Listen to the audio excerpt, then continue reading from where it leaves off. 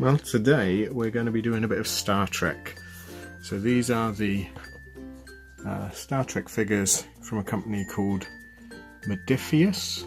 I think that's how you say it. And I've got the original series and the next gen set. So what I'm going to do is try and paint them in pairs. So today we're going to do the captain. So starting at the top.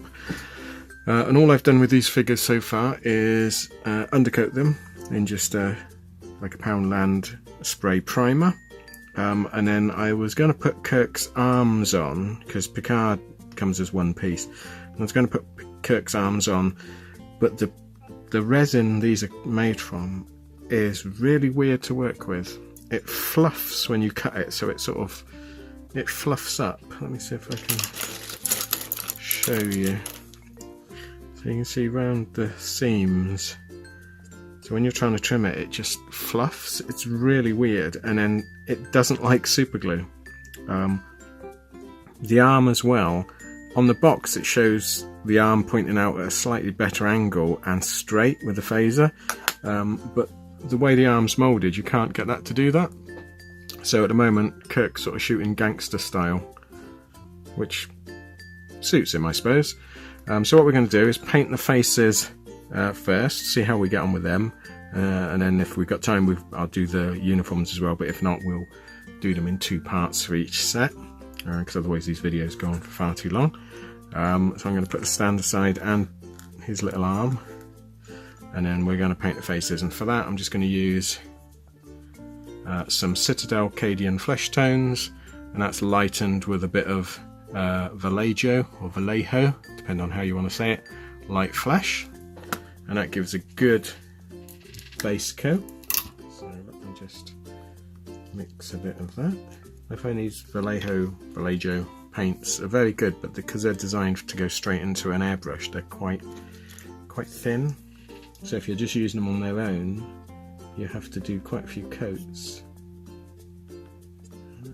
Okay, let's see. It'll be interesting to see how paint goes on these after the glue went weird.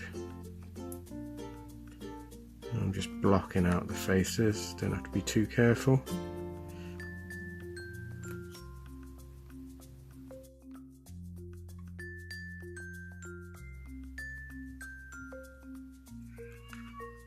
I don't know if you can hear that, that's my little cat wanting to come in and help.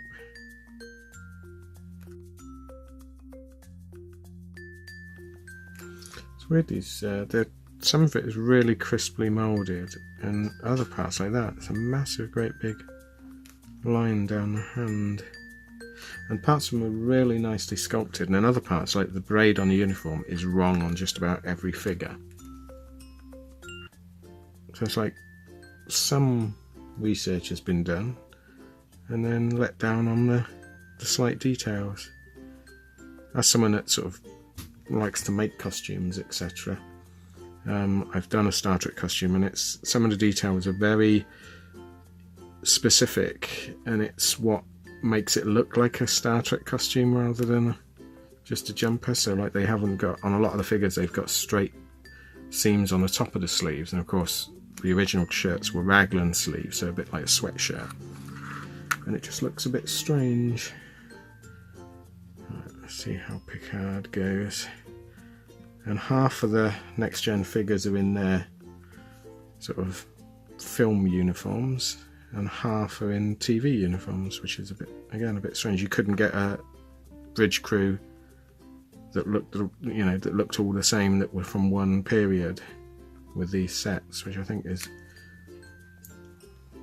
a bit of a drawback. It's nice to see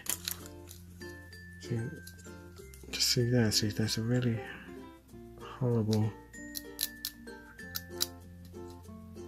seam line. It's nice to see a bit of variation in the uniforms, but if you wanted to get a complete bridge set for anything, doing a little diorama or something, you couldn't. Unless you're doing it from Generations, where everyone just seemed to turn up in whatever uniform they want.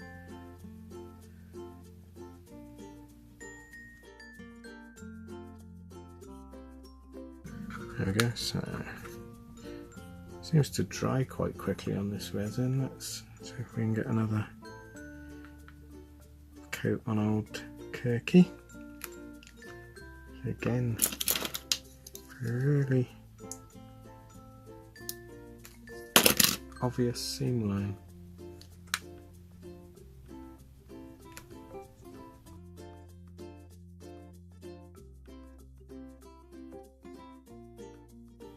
I'm going to pause the video there because I won't bother showing you a second coat on Picard, and then we'll come back when it's dry. Okay, so they're dry, so we're going to add some shade to the flesh with some Citadel Reichland Flesh Shade. I use this for absolutely everything.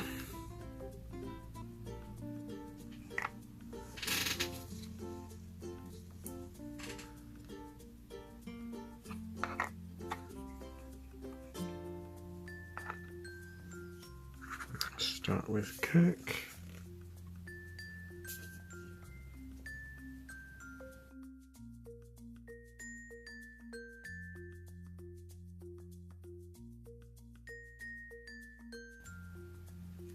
Remember, you can always add more to it. It does dry lighter than it looks when it's wet, but if you plonk loads on, you're not going to be able to get it off.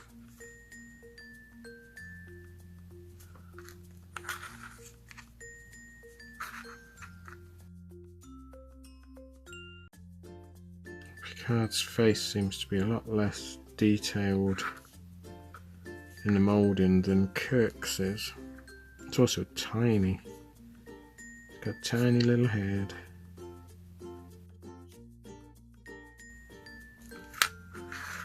There we go.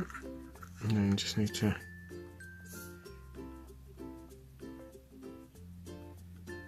let that dry completely.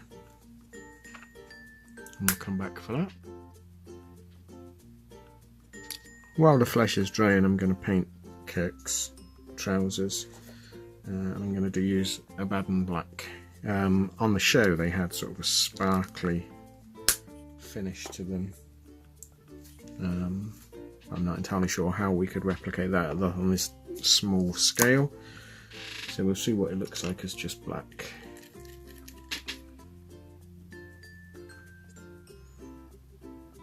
We'll do his boots in the same black. I might gloss the boots up afterwards, because they did wear quite glossy boots, quite sort of almost patent leather ones.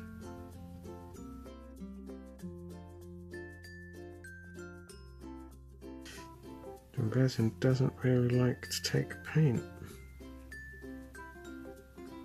I might have to undercoat these again. Look at that, it's just pooling up on the resin. Just give them several coats. When I first got these out of the box, I thought, wow, these are really good. Amazing detail, nice and crisp. But the more I've sort of done with them, I really don't like the resin they're produced from. I think that would have been better if they did them in white metal.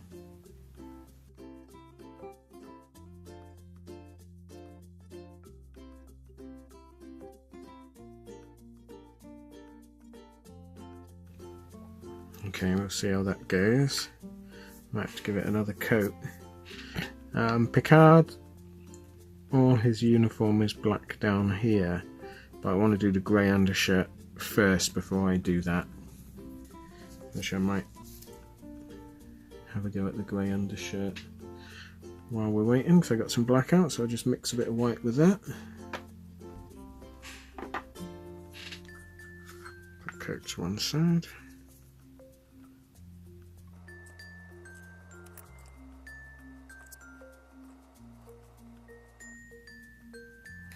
There we go. Then I'm going to have a go at painting the eyeballs. When I got the white out, that's the bit I hate.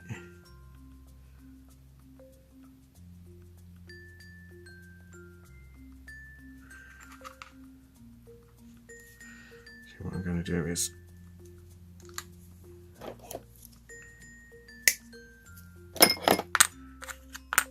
Just cut Picard's stand off so I can turn him a bit better.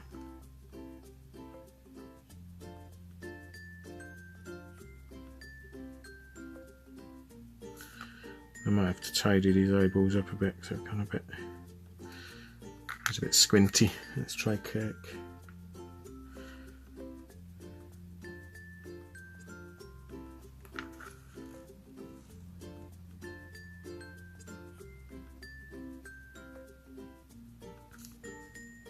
That's not bad on Kirk.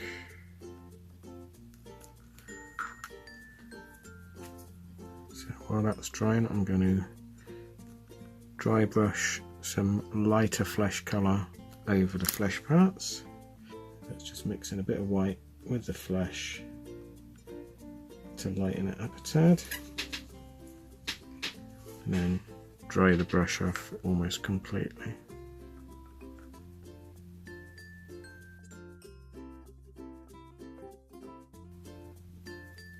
It just brings up the highlights. Not that Picard's got many highlights. There we go. I'm going to lightly give Picard some very light grey hair. He has got a bit.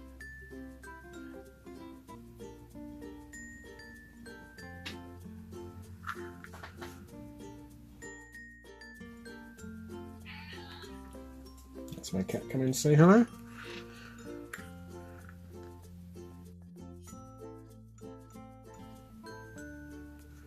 So there's his grey hair. Just let that dry for a bit. I've been bullied off my comfy chair by the cat. I'm now on the creaky chair. Give him some eyebrows.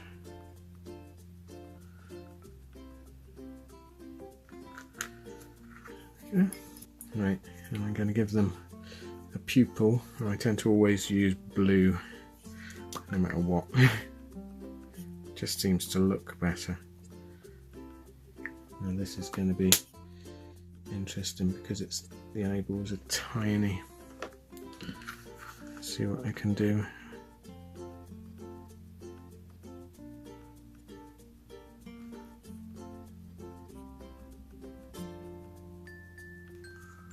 Okay.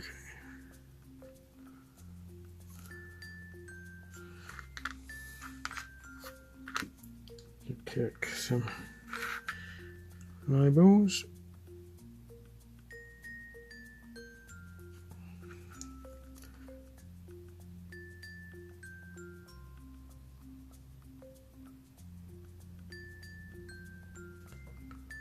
Yeah, Kirk's come out quite well. Definitely better detail on Kirk. Right, while the eyeballs are drying, I'm going to do Kirk's hair, and he's sort of a mid blonde colour, so I'm going to mix some brown, some white, and see what that looks like. I got some Morn Fang brown. I actually just use the brown as it is as a base colour.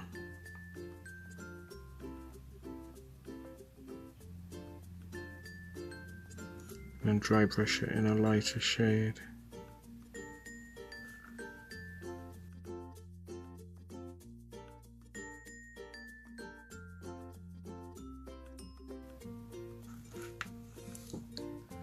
Give him some eyebrows.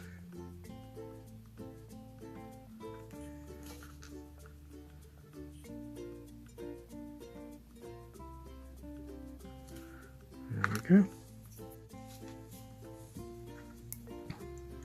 Now, I have to give Picard a better pupil, I think. It's a bit high on one side.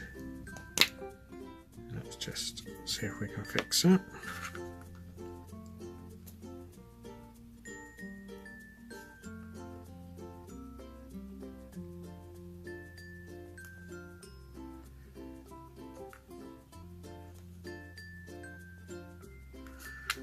I might have to redo his eye.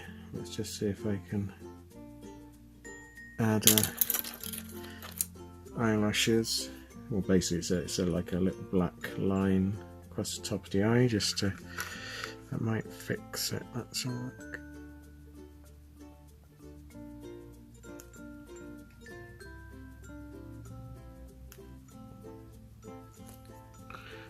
Not sure on that. Not horrible, but it's not the best work. That's better. And then I'm going to tidy up this bottom eye. Let's give Kirk his top lid.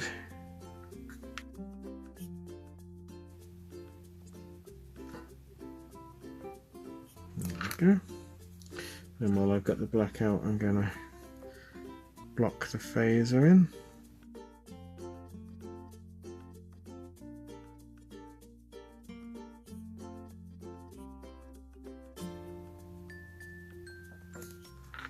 There we go. Then Picard's phaser I'm going to do in a grey.